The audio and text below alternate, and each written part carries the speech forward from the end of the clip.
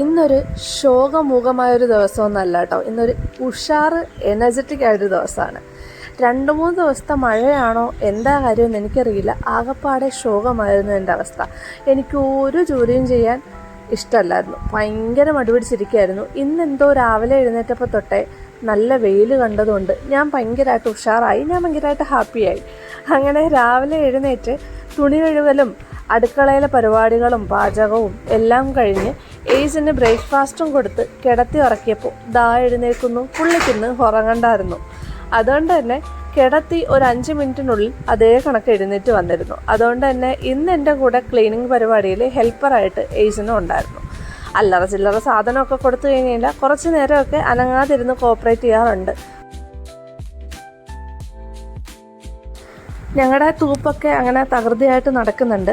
ഇന്ന് അജു നേരത്തെ വരുമെന്ന് പറഞ്ഞിട്ടുണ്ടായിരുന്നു. 2:30-3 മണിക്ക് എത്താം. കാര്യം അമ്മയും കൊണ്ട് അക്ഷയയിൽ വരെ പോകേണ്ടുള്ള കാര്യം ഉണ്ടായിരുന്നു.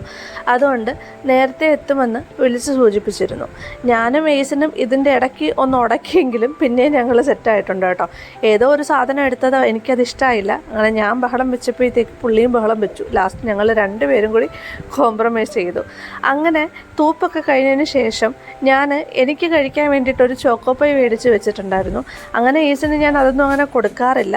പിന്നെ TV കണ്ടുകൊണ്ടിരുന്നപ്പോഴത്തേക്ക് ഞാൻ കുറച്ച് വായിൽ വെച്ച് കൊടുക്കുന്നുണ്ട് കേട്ടോ. അവന് സ്വീറ്റിനോടൊന്നും വലിയ താല്പര്യമില്ല. അവന് കുറച്ചും കൂടെ എരിയും ഉപ്പും പുളിയും ഒക്കെയാണ് ഇഷ്ടം.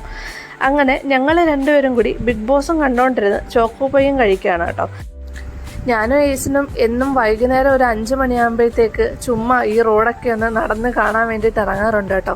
എപ്പോഴും വീടിനകത്ത് തന്നെയല്ലേ എന്ന് വിചാരിച്ചിട്ടൊരു ഈവനിങ് വാക്കിന് വേണ്ടിയിട്ട് പോകുന്നതാണ്. ഇപ്പോൾ 2-3 ദിവസം മഴ ആയതുകൊണ്ട് ഞങ്ങളങ്ങനെ പുറത്തോട്ടൊന്നും ഇറങ്ങാറില്ല. എപ്പോഴും വീട്ടിനകത്ത് തന്നെയാണ്.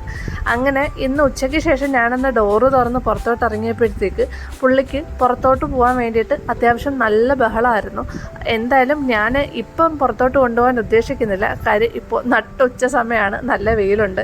അതുകൊണ്ട് തന്നെ ഞാൻ പതുക്കെ എന്തൊക്കെയോ കാര്യങ്ങളും കാക്കയൊക്കെ കാണിച്ച് പതുക്കെ അകത്തോട്ട് കൊണ്ടുപോവാണ് കേട്ടോ അവനെ.